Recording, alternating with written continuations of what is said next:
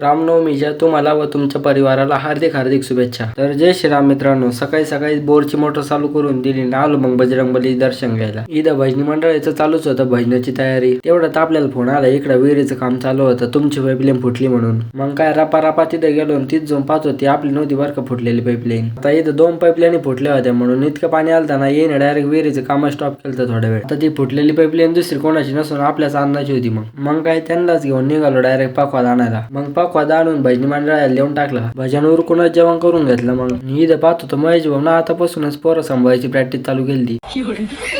मग काय महेश भाऊ सोबत चालू आपल्या वावरात येऊन थोडा टाइम शूट काढले आणि लगेच खद्यायला घेतलं. मग टाकी भरे चालूच होतं तवर लोक घेतलं मग ना मिक्स करून टाकी भरल्यावर मायक्रोटन सोडून दिलं मग चालू करून खद्यायला. घंट्याभरात खद्देच झालं. पुलावर येऊन बसलो तिथे त्यांचं खतरनाकच काम चालू होतं. पडलेला मुरघाचं तर बोट ट्रॅक्टरनं ओढत होते ते बोध यांची साथ द्यायना. बोधाला वरून बांधल्यावर झाला बरं का बोध सरळ. आता आजच्या पुरतं एवढं लय झालं, भेटू उद्या नवीन काहीतरी घेऊन.